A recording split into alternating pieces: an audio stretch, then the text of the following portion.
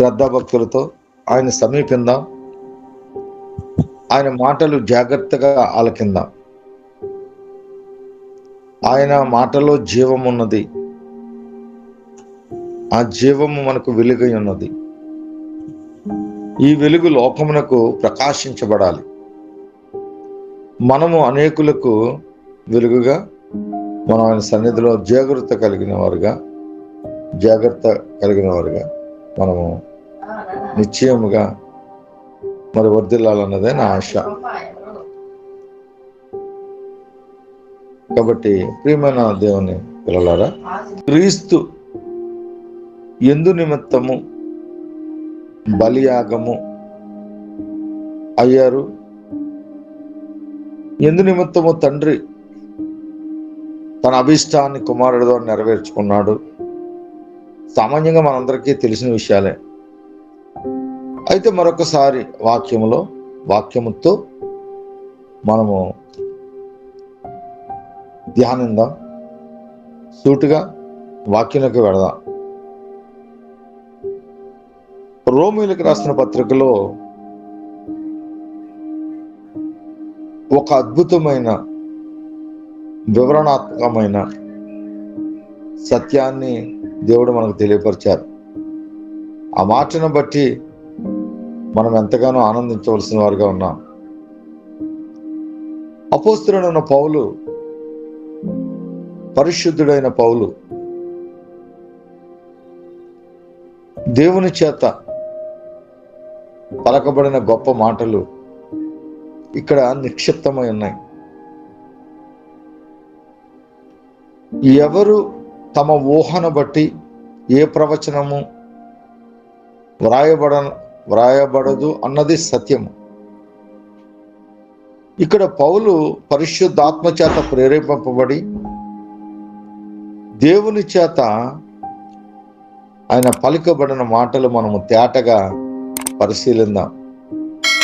ఈరోజు క్రీస్తు మన కొరకు ఎటువంటి త్యాగము, ఎటువంటి బలి అర్పణ, ఎటువంటి హోమ బలిగా ఆయన యొక్క సర్వ శరీరాన్ని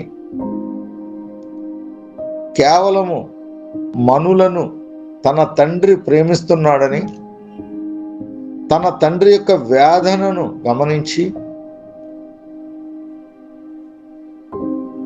ఆయన చిత్తాన్ని నెరవేర్చడానికి వదకు తేబడిన గొర్రె పిల్ల వలె లోకానికి వచ్చారు. రోమీయులకు రాసిన పత్రిక 8వ అధ్యాయము 4వ వచనాన్ని చదువుతున్నాను. శరీరమును అనుసరింపక ఆత్మను అనుసరించియే నడుచుకొను మన యందు ధర్మశాస్త్ర సంబంధమైన నీతి విధి నెరవేర్చబడవలెనని పాప పరిహారార్థ నిమిత్తము దేవుడు తన సొంత కుమారుని పాప శరీరాకారముతో పంపి ఆయన శరీరమందు పాపమునకు శిక్ష విధించెను. చాలా అద్భుతమైన వచనమండి. ఈ పాప శరీరాకారముతోనే వాక్యమైన దేవుడు ఈ లోకానికి వచ్చారు. ధర్మశాస్త్రము ఆ సంబంధమైన నీతి విధి నెరవేర్చడానికి మోషే మొదలుకొని ప్రవక్త అయిన యోహాను దాకా ఎవరు కూడా ధర్మశాస్త్రాన్ని పరిపూర్ణము చేయలేకపోయారు. ఆ ధర్మశాస్త్రాన్ని పరిపూర్ణము చేసి తన శరీరాన్ని సజీవయాగముగా సమర్పించుకున్నటకు సిద్ధపడి దేవుడు తన శరీరాన్ని ధరించుకునే లోకానికి కాలము పరిపూర్ణమైనప్పుడు తండ్రి చిత్తాన్ని నెరవేర్చడానికి యేసుక్రీస్తు ప్రభు ఈ లోకానికి వచ్చారు. అయితే ప్రియమైన దేవుని పిల్లలారా, తన సొంత కుమారుడు, ఏమండి ఎంత చక్కని మాట ఉంది, పాప శరీరాకారముతో ఎవరట?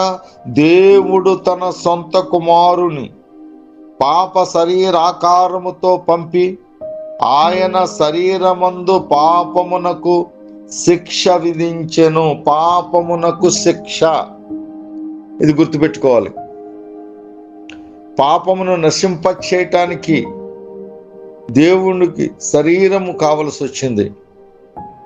ఆ శరీరమందు పాపమునకు లేదా ధర్మశాస్త్ర పరిపూర్ణతకు ఆయన లోకములో ఉండి వాటన్నిటినీ నెరవేర్చి ఆ పాపమునకు తండ్రి శిక్ష విధింపజేయటం అనేది ఎందుకు అంటే ఆయన మనల్ని ప్రేమించిన విధము మనం తెలుసుకోవడానికి. ఎంత అద్భుతమైన తండ్రి అయిన దేవుని యొక్క ప్రేమ. ఈరోజు తండ్రి అని పిలిపించుకుంటున్న మనము నిశ్చయముగా మన కుమారుల పట్ల మనం ఏ రీతిగా ప్రవర్తిస్తున్నాం అన్నది కూడా మనము అర్థం చేసుకోవాల్సిన విషయమై ఉంది. ఆయన గుణగణాలను కలిగి ఉన్న మనము మన పిల్లల్ని ఏ రీతిగా ప్రేమిస్తున్నామన్న విషయాలు కూడా మనకు అర్థం కావాలి. మరి ప్రభు అయిన తండ్రి అయిన దేవుడు ఆయనను ఈ లోకానికి ఎందుకు పంపించారో, ఆయన ద్వారా ఆయన ఏం జరిగించాలనుకుంటున్నాడో యెషయా ద్వారా ముందుగానే పలికించారు. యెషయా గ్రంథము 53వ అధ్యాయము 4వ వచనం నుంచి జాగ్రత్తగా వాక్యాన్ని ధ్యానిద్దాం. నిశ్చయముగా అతడు మన రోగములను భరించెను, మన వ్యసనములను వహించెను,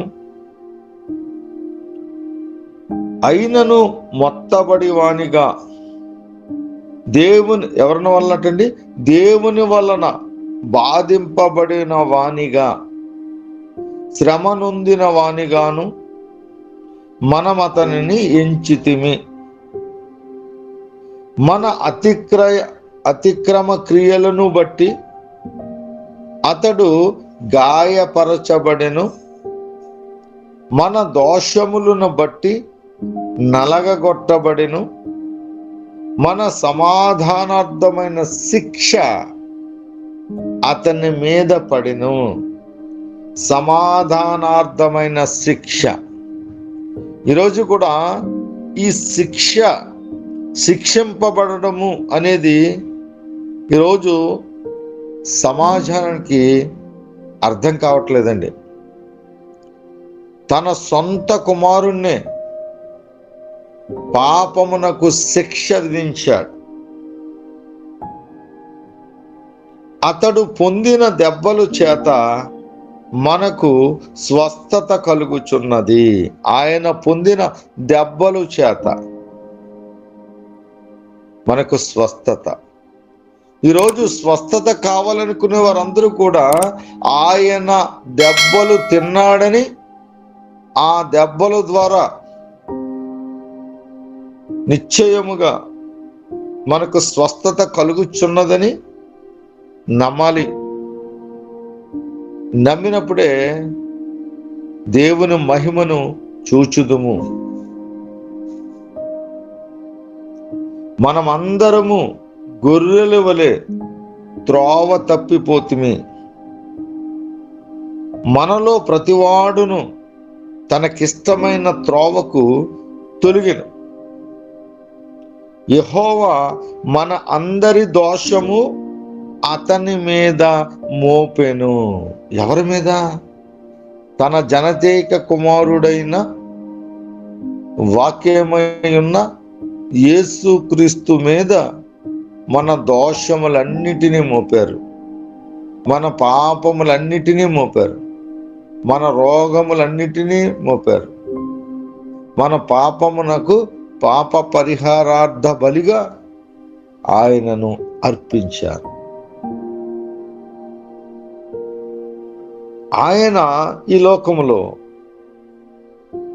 దౌర్జన్యము నొందెను, బాధింపబడెను, అతడు నోరు తెరవలేదు.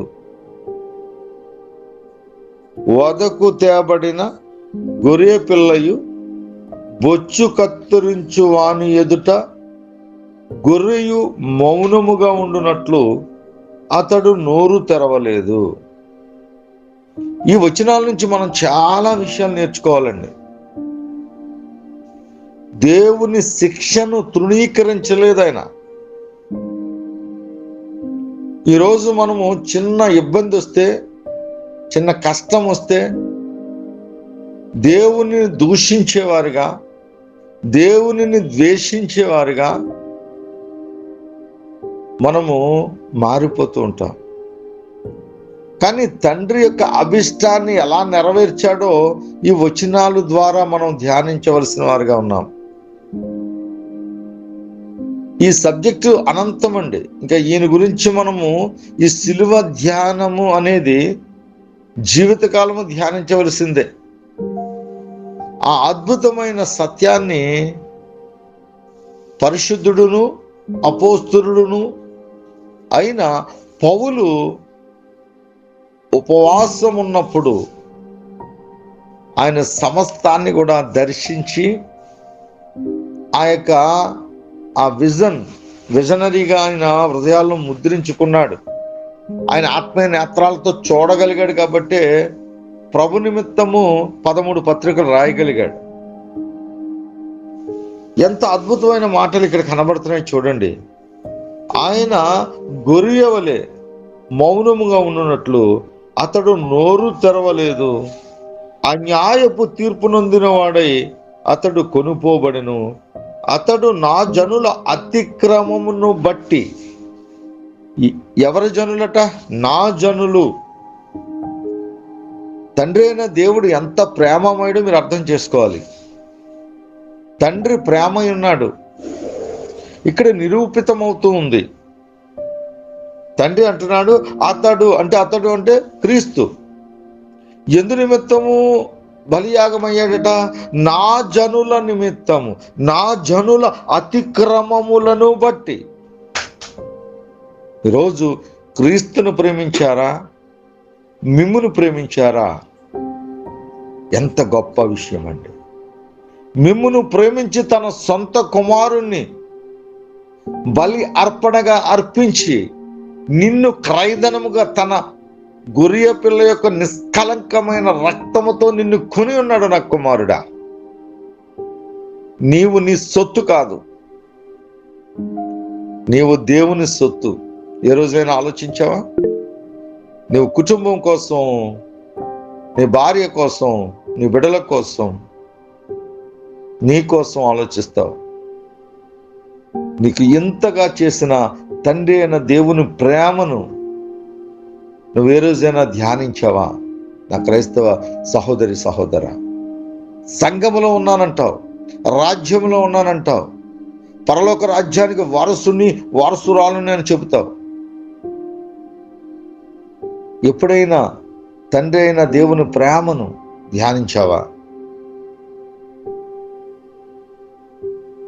అన్యాయపు తీర్పు నొందిన వాడై అతడు కొనుపోబడెను. అతడు నా జనుల అతిక్రమమును బట్టి మొత్తబడిను కదా. సజీవుల భూమిలో నుండి అతడు కొట్టివేయబడిను.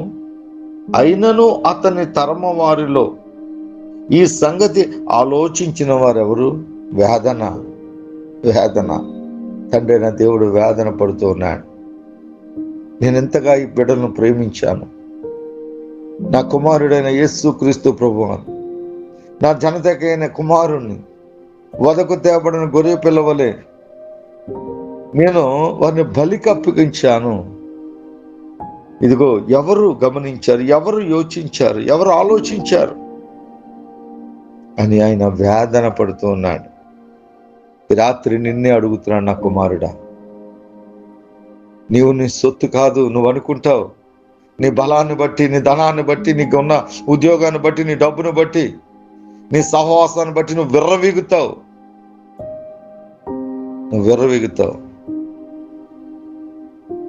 దేవుడు ప్రేమ ఉన్నాడు కాబట్టి నిన్ను ఇంకా ప్రేమిస్తూ నీ ఇష్టానుసారమైన జీవితాన్ని, నీ కోరికలను, నీ వ్యసనాలను, వాటన్నిటిని ఇంకా భరిస్తూ ఉన్నాడు. ఎంతకాలం దేవుని హృదయాన్ని గాయపరిచేవాడిగా ఉంటావు నా కుమారుడా? ఎంతకాలము దేవాది దేవుణ్ణి, ఆ సర్వ సృష్టికర్త అయిన తండ్రిని గాయపరిచే కుమారుడిగా ఉంటావు. ఇదిగో నీలో మార్పు కావాలని దేవుడు కోరుకుంటూ ఉన్నాడు. నీ కొరకు తన కుమారుడు చేసిన త్యాగ నిరతిని ఎవరు పెడతారండి ప్రాణం? ఎవరు పెడతారు ప్రాణం? ఈరోజు దేవుడు నిన్ను నన్ను ప్రేమించి తన సొంత కుమారుని యొక్క ప్రాణ త్యాగముతో, ఆయన యొక్క విలువైన రక్తముతో నిశ్చయముగా నన్ను నిన్ను కొన్నారు. దేవుని పిల్లలారా, యోచించండి. మీ శరీర అవయవాలు మీవి కావు. మీ శరీర అవయవాలు పాడు చేసుకోవడం మీకు అధికారం లేదు. మీరు జీవము గల దేవునికి మీరు ఆలయాలు. మీకు ప్రతి వానికి సొంత భార్య ఉండాలి. ప్రతి భార్యకు సొంత భర్త ఉండాలి. జారత్వం అనేది జరగటానికి వీలు కాదు. వ్యభిచారం అనేది జరగటానికి వీలు కాదు. మీ శరీర అవయవాలు పాడు చేసుకోవడానికి వీలు కాదు. ఎవరు చెప్పారండి? పరిశుద్ధ గ్రంథం ఇది. ఇక్కడ ప్రతి ఒక్కరూ పరిశుద్ధతతో, పవిత్రతతో, ఆయన నామమునకు కీర్తి కలగజేయు వారిగా బ్రతకాలి. ఇది కదా క్రైస్తత్వం.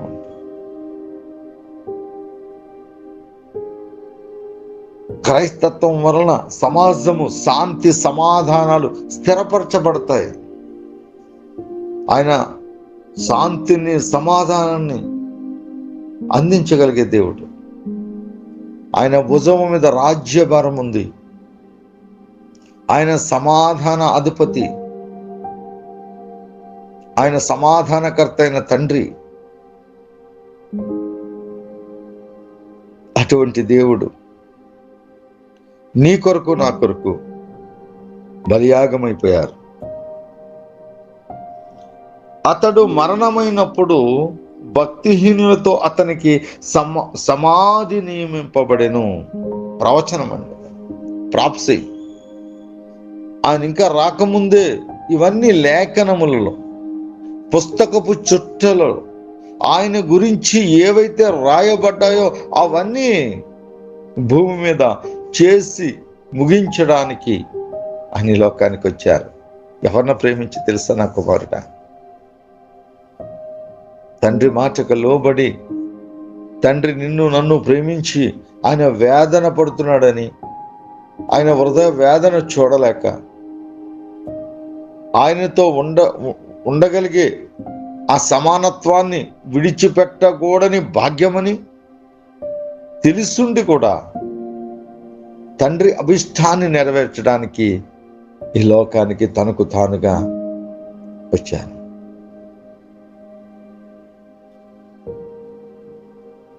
ధనవంతుని యొద్ద అతడు ఉంచబడెను. నిశ్చయముగా అతడు అన్యాయమేమీ చేయలేదు.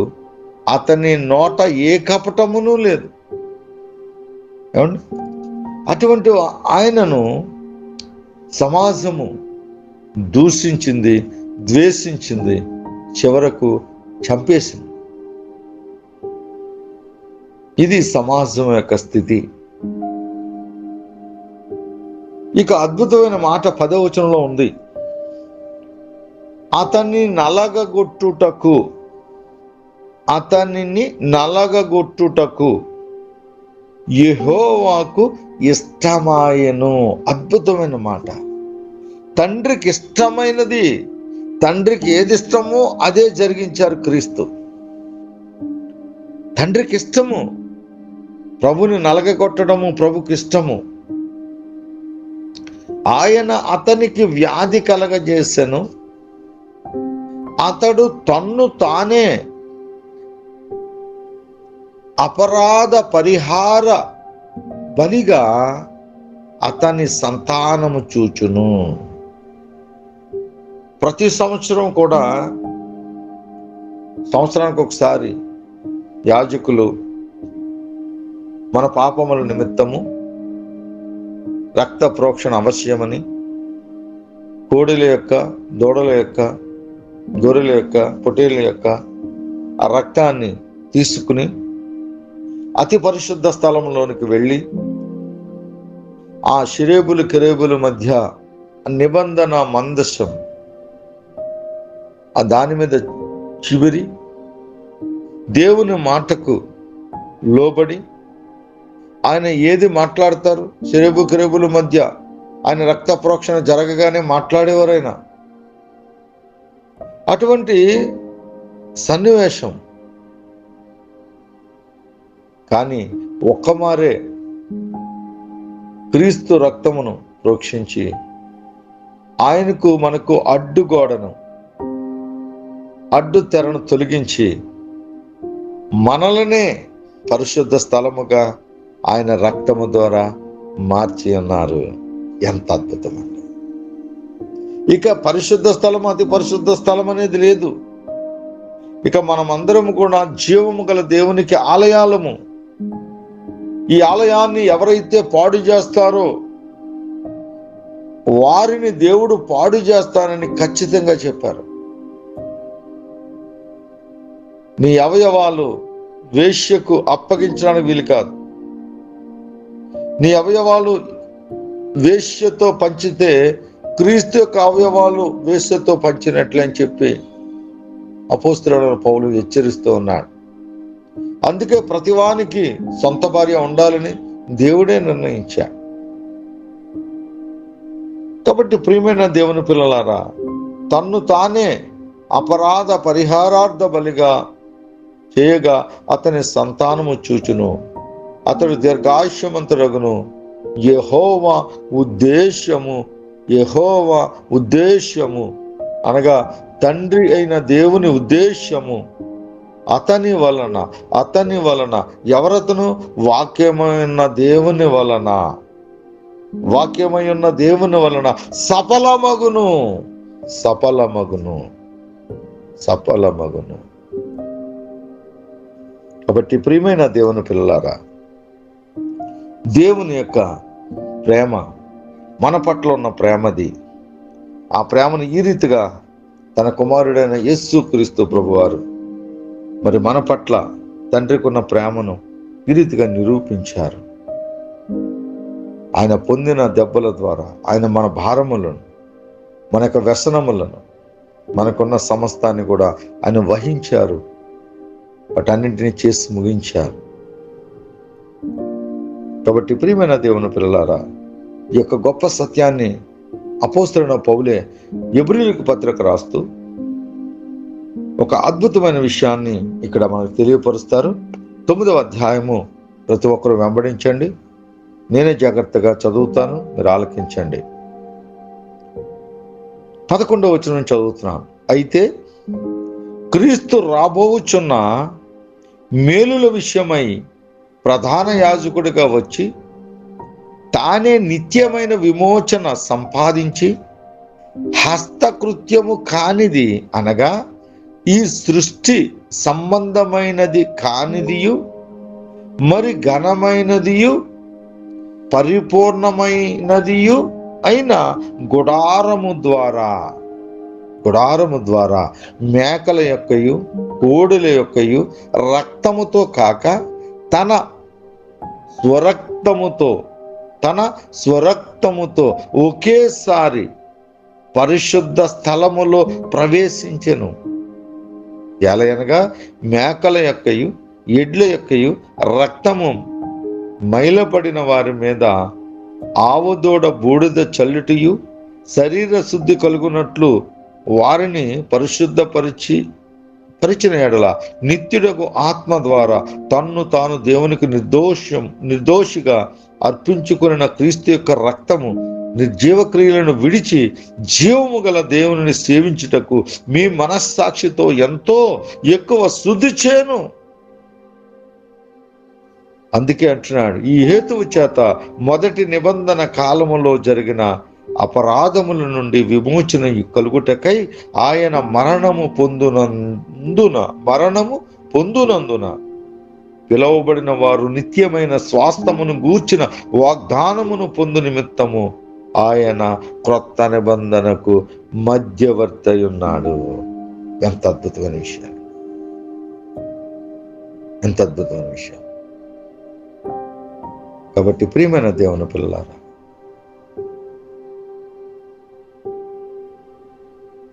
రక్తము చిందించకుండా పాప పరిహారార్థము రక్త ప్రోక్షణ అవశ్యము.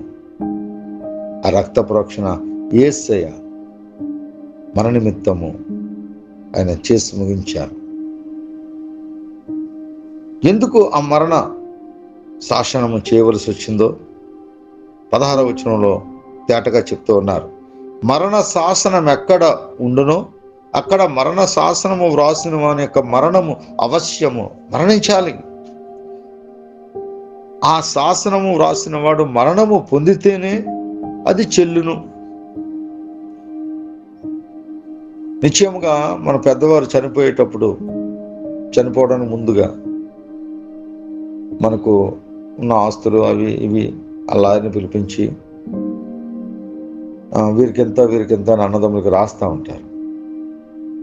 రాసినంత మాత్రాన అది మనకు చెల్లదండి.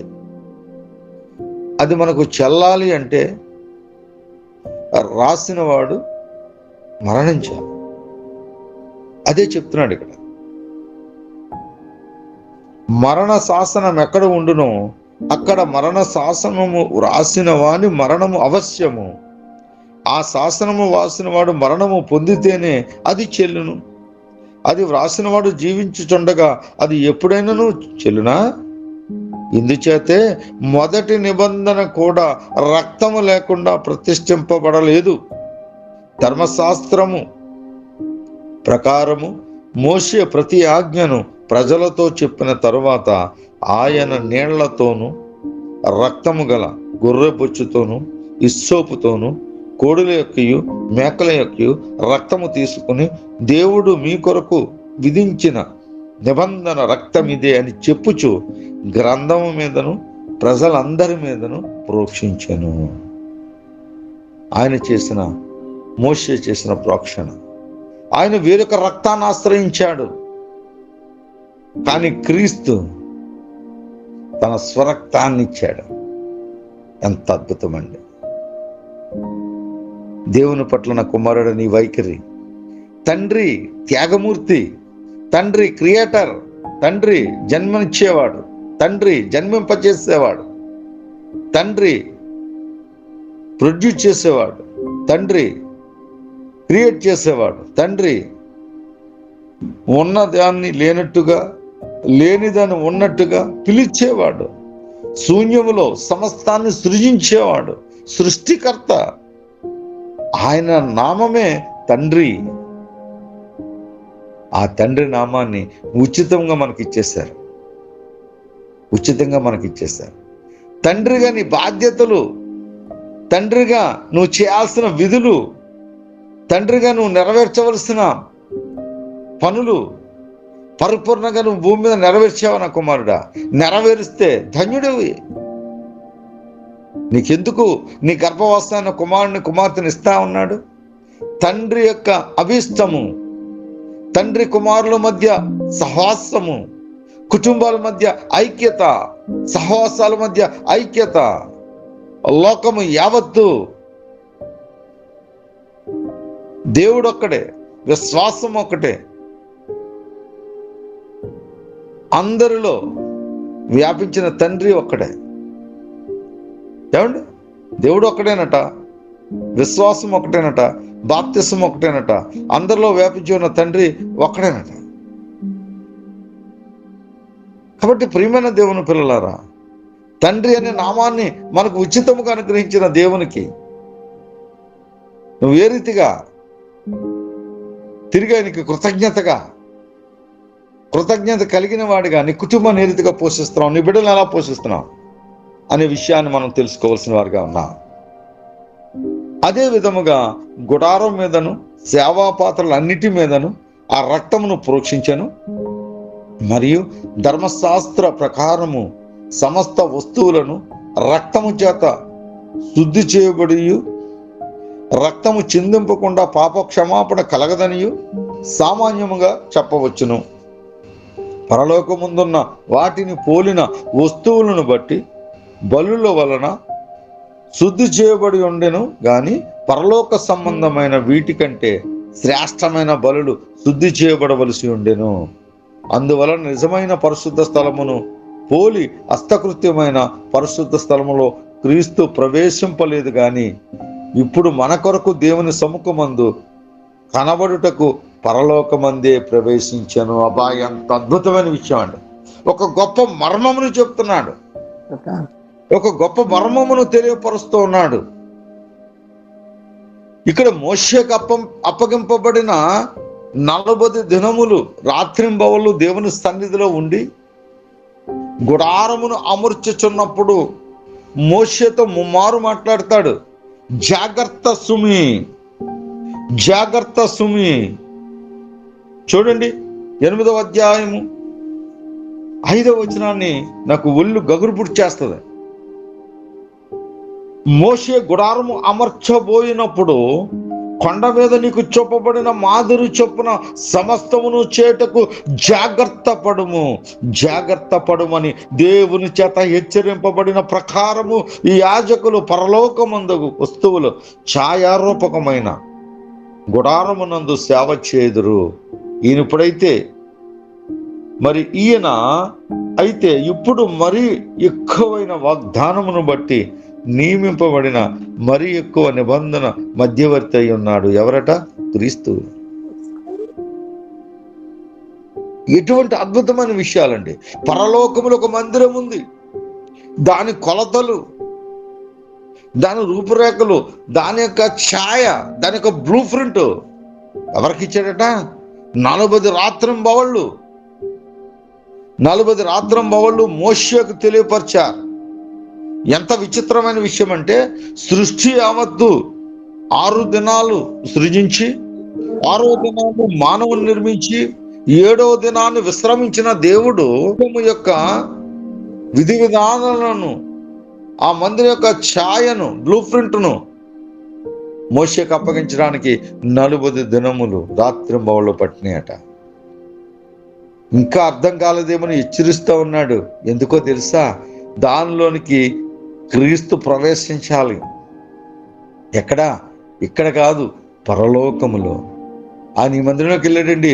ఆయన ఇలా మరణించగానే ఈ యొక్క సొలొమోను నిర్మించిన ఆ మందిరము యొక్క తెర, అతి పరిశుద్ధ స్థలమునకు అడ్డుగా ఉన్న తెర చీలిపోయింది. ఆయన ఎక్కడికి ప్రవేశించాడు? ఒక్కమారే.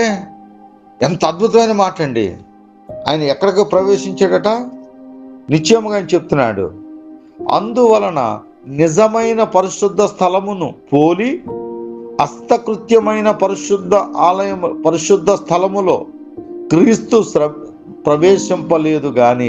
అంటే భూమి మీద ఉన్న మరి మన పాపాలన్నీ పోవాలంటే ఎక్కడ ప్రవేశించాలి? ఆయన రక్తాన్ని పట్టుకుని సొలొమోను కట్టిన దేవాలయానికి ప్రవేశించాలి. కానీ అక్కడికి ప్రవేశించలేదు ఆయన. అది కేవలం ఛాయారూపకమే. అది మోషేను అహరోను వారి సంతతి వారు ప్రవేశించారు. కానీ నిజమైన దేవుని కుమారుడు నిబంధన, మధ్యవర్తిక నిబంధన, నూతన నిబంధనకు మధ్యవర్తి అయిన రక్తాన్ని పట్టుకుని ఎక్కడికి వెళ్ళాడట? చాలా అద్భుతమైన విషయాన్ని ఇక్కడ దేవుడు మనకు బయలుపరుస్తూ ఉన్నాడు. ఇదిగో నిశ్చయముగా అంటున్నాడు, అందువలన నిజమైన పరిశుద్ధ స్థలమును పోలి హస్తకృత్యమైన పరిశుద్ధాలయములో క్రీస్తు ప్రవేశింపలేదు గాని. ఇది హృదయములు అండర్లైన్ చేసుకోండి. ఇప్పుడు మన కొరకు దేవుని సముఖమందు, ఎవరు? దేవుడు అనగా తండ్రి. ఇప్పుడు మన కొరకు, ఎవరి కొరకట? మనందరి కొరకు దేవుని సముఖమందు కనబడుటకు పరలోకమందే ప్రవేశించెను. ఎంత ఆశ్చర్యం! ఆయన నిబంధన రక్తము పట్టుకుని, ఆ యొక్క పాత్రను పట్టుకుని ఎక్కడ ప్రవేశించాడట? పరలోక ఆలయంలోకి ప్రవేశించాడట. ఇది కదా, అందుకే మనము పరలోకానికి వారసులుగా మార్చబడ్డాం. దానికి తగినట్లుగా జీవించవలసిన వారుగా ఉన్నాం. మనం తగినట్లుగా మనం బ్రతకవలసిన వారుగా ఉన్నాం. కానీ అటువంటి బ్రతుకు మనం బ్రతుకుతున్నామా? ఈరోజు ప్రశ్నించాలి. దేవుడు సూటిగా నీతో నాతో మాట్లాడుతున్నాడు. నా కుమారుడు, నా కుమార్తె, నువ్వు దేవుని చేత కొనబడ్డావు, దేవుని రక్తంలో కడగబడ్డావు. ఇదిగో పరలోకానికి వారసులుగా మార్చబడ్డావు. నీ పాపములు, శాపములు, వ్యసనములు, నీకు అతిక్రమములు, నీ పాపములకు పరిహారార్థ బలిగా, నీ అతిక్రమములకు సమస్త వాటిని ఆయన భరించి వహించి నిన్ను ప్రత్యేకపరిచాడు. నా కుమారుడా, నీ యొక్క అవయవాలను పాడు చేసుకుంటున్నావు, నీ యొక్క జీవిత పరిమాణాన్ని తగ్గించుకుంటున్నావు. అశాశ్వతమైన ఈ లోకములో ఒక పూట కూటి కొరకు, ఒకనాటి సుఖానుభవం కొరకు నీ అవయవాలను పాడు చేసుకుంటున్నా కుమార్తె, నా కుమారుడా. ఇది నీకు మంచిది కాదు. నువ్వు వెలపెట్టి కొనబడి ఉన్న దేవునికి నీవు సొంతము. నీ వెల అమూల్యము. ఎందుకో తెలుసా? ఆయన రక్తము అమూల్యము. ఆయన గొర్రెపిల్ల యొక్క రక్తము నిష్కలంకమైనది, అమూల్యము. అటువంటి రక్తంతో నిన్ను కడగబడ్డావు, నువ్వు కొనబడ్డావు, దేవునికి అమ్మివేయబడ్డావు. అందుకే నీ సజీవ యాగముగా నీ శరీరము క్రీస్తుకు సమర్పించుకోవాలి. నువ్వు బానిసవి. క్రైస్తవులకు బానిస అంటే కోపం వచ్చేస్తూ ఉంటుంది. తండ్రి శిక్షిస్తాడంటే కోపం వచ్చేస్తూ ఉంటుంది. సంఘాన్ని తప్పుదారిలో నడిపిస్తూ ఉన్నారు. సంఘాన్ని సున్నితమైన క్రైస్తవులుగా చేస్తూ ఉన్నారు. ప్రతి క్రైస్తవుడు కూడా ఖడ్గము వార్చకుండా, రక్తం వార్చకుండా ఖడ్గానట వరలో పెట్టకూడదట. అలా చేసేవాడు, యెహోవా కార్యాలు అశ్రద్ధగా చేసేవాడు శాపగ్రస్తుడు అంటాడు. ఒక్క మారు వర నుంచి ఖడ్గం తీసావంటే రక్తం వాడాలి, అంటే తెగ నరకాలి. ఎవరిని? నీ సహోదరుడినా, నీ పక్కవాడినా, నీ ముందు వాడినా? కానే కాదు. నీ పోరాటం ఎవరితో? దురాత్మ సమూహములతో. నీ పోరాటం ఎవరితో? ప్రధానులతో. నీ పోరాటం ఎవరితో?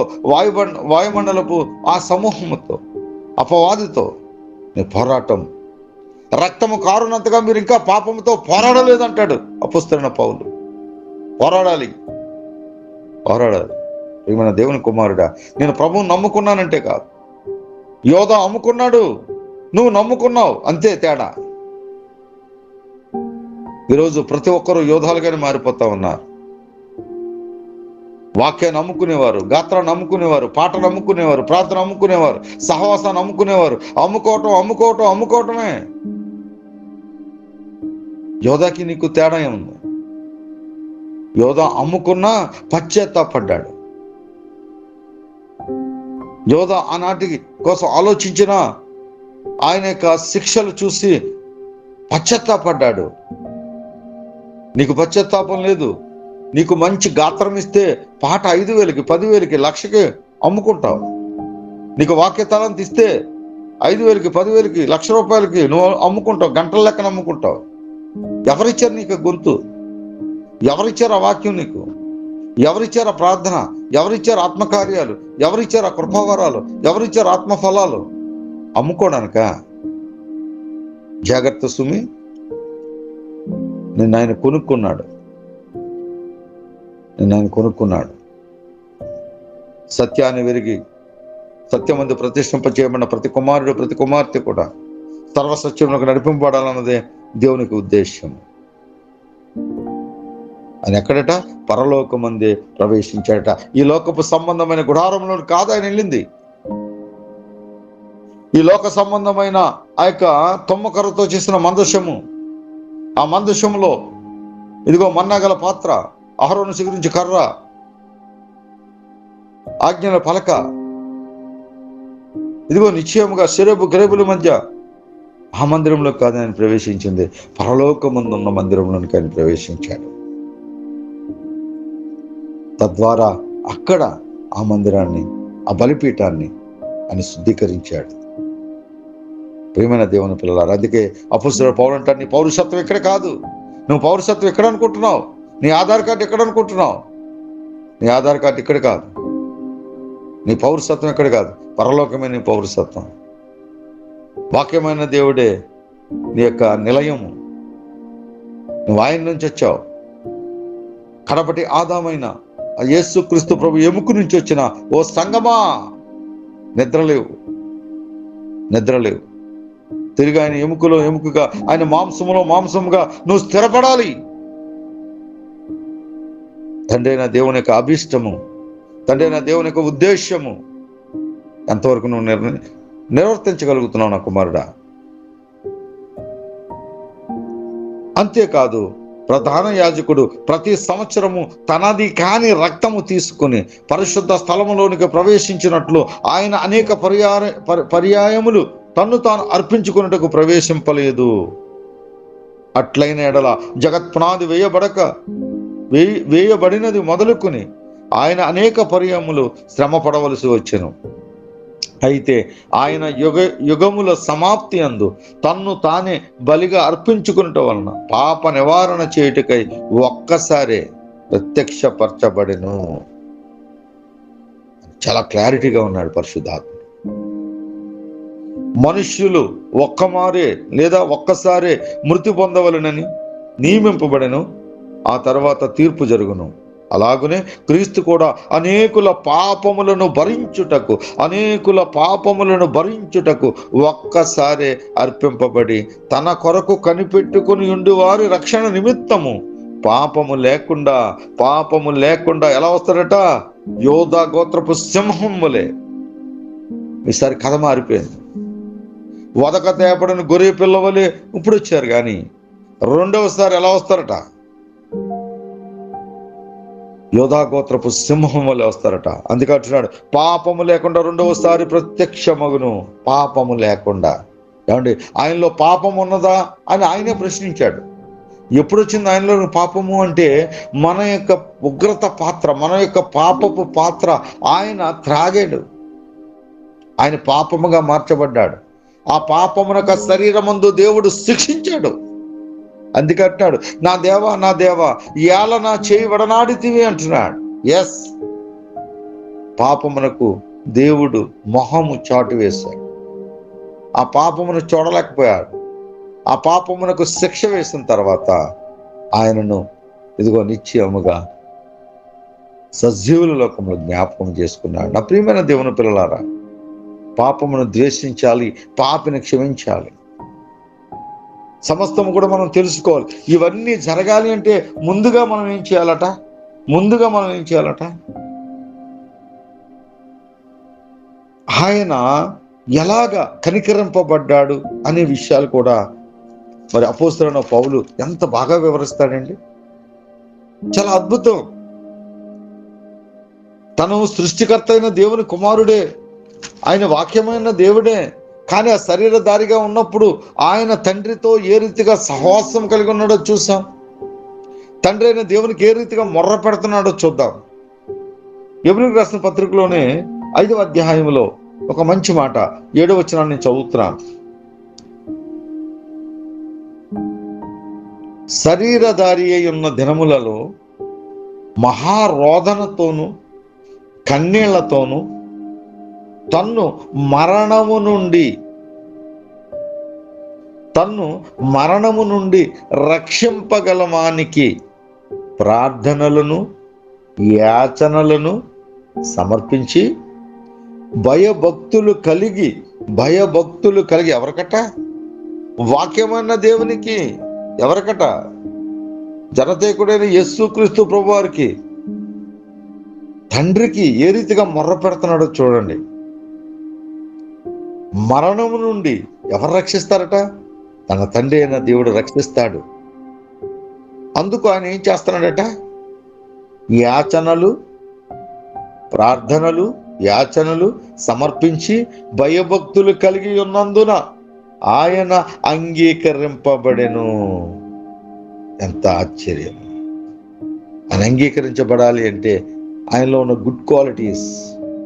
మరి ఆయన మనకు జ్యేష్ఠుడు, ఆయన మనకు మాదిరి. నీలో ఉన్నాయా గుడ్ క్వాలిటీస్? ఉంటే దేవునికి వందనాలే నా కుమారుడా.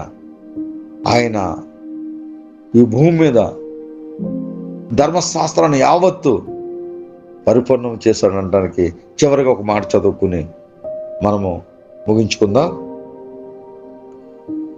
అదే ఎబ్రీయులకు రాసిన పత్రికలో 13వ అధ్యాయం. ఇంకా అనేక అద్భుతమైన విషయాలు ఉన్నాయి, కానీ అవన్నీ మనకి ఇప్పుడు సమయం కాదు.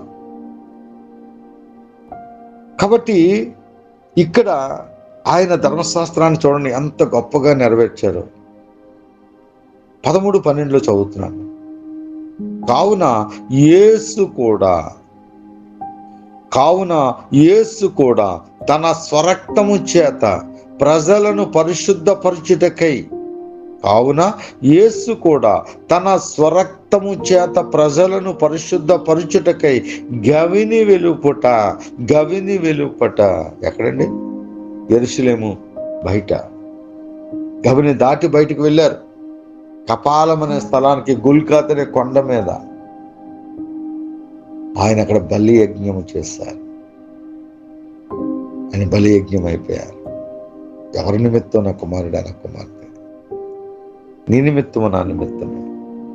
ఈ సత్యాన్ని ఎరగక ఏమండి దేవుడిచ్చిన జీవితాన్ని అకారణంగా ముగించుకుంటున్నారు పిల్లలు. ఈ అవయవాలు ఎంత ఖరీదండి! దేవుడు ఉచితంగా నిర్మించాడు. ఒకసారి మానవ శరీరం మీద డిస్కవరీ చేస్తే కళ్ళు, ముక్కు, నోరు ఇలా అవయవాలు ఉన్నాయి కదా, ఇవన్నిటిని లెక్క కడితే ఆ లెక్క అనంతం.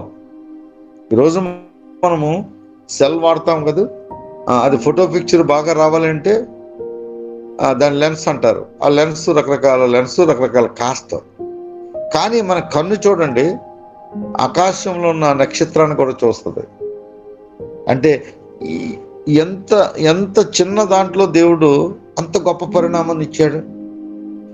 దాన్ని మనం చూడాలంటే మన యొక్క శాస్త్రజ్ఞులు పెద్ద లెన్స్ వాడి దాన్ని కన్నుగా తయారు చేసి అంత దూరాన్ని చూడగలుగుతారు.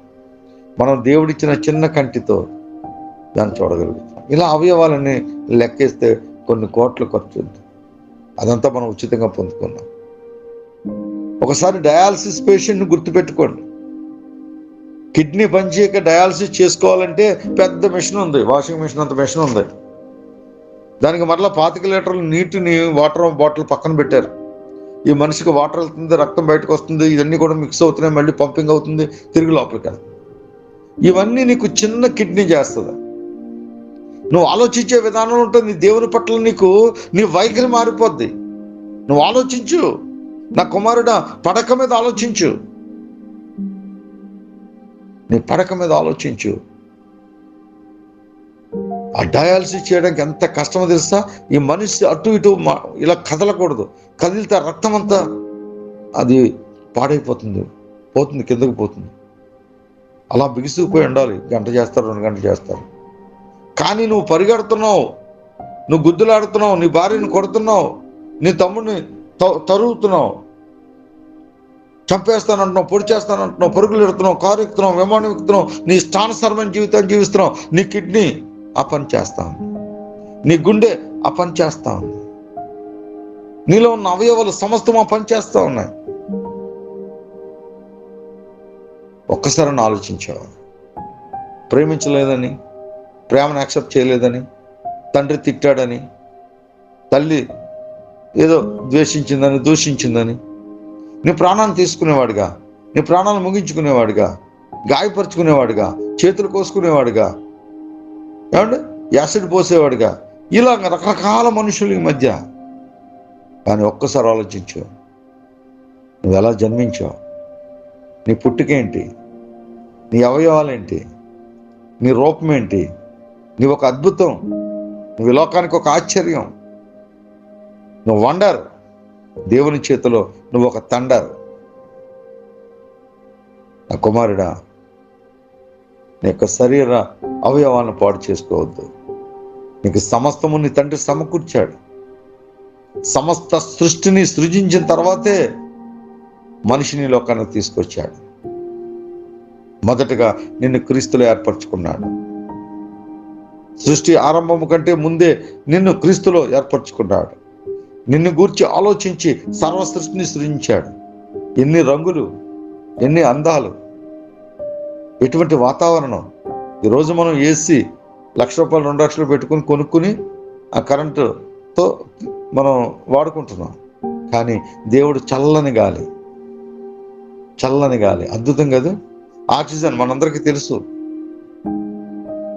కరోనా వచ్చిన సమయంలో ఆక్సిజన్ లేక అనేక మంది చనిపోయారు.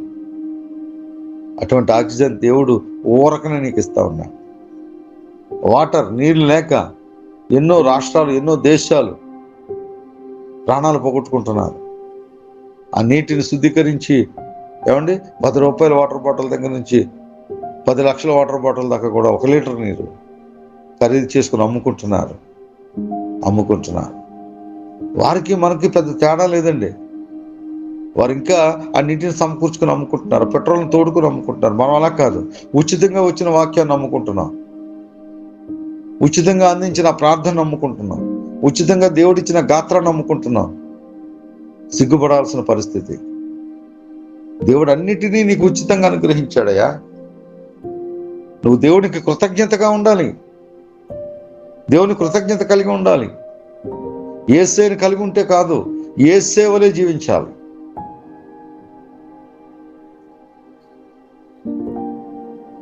నిరంతరం నీతోనే జీవించాలనే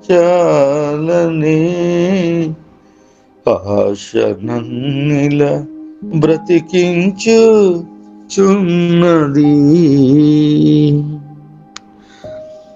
నా ప్రాణేశ్వరా యేసయ్యా, నా సర్వస్వమా యేసయ్యా, నిరంతరం నీతోనే జీవించాలనే ఆశ నన్నిలా బ్రతికించుచున్నది.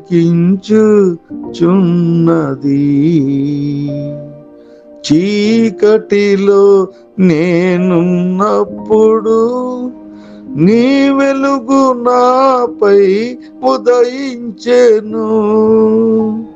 చీకటిలో నేనున్నప్పుడు నీ వెలుగు నాపై ఉదయించెను. నీలోనే నేను వెలగాలని, నీ వలనే నేను మారాలని, నీలోనే నేను వెలగాలని, నీ వలనే నేను మారాలని పరిశుద్ధాత్మ అభిషేకముతో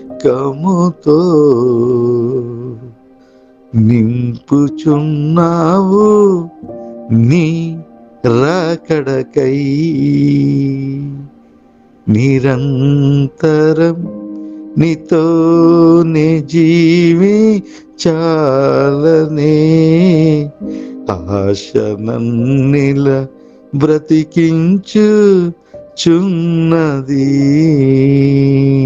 అవును ప్రభువా, మా బ్రతుకు, మా జీవితము, మా శరీరము, మా అవయవాలు సమస్తము నాయన నీకే లోపరుచుకుంటున్నావు నా తండ్రి.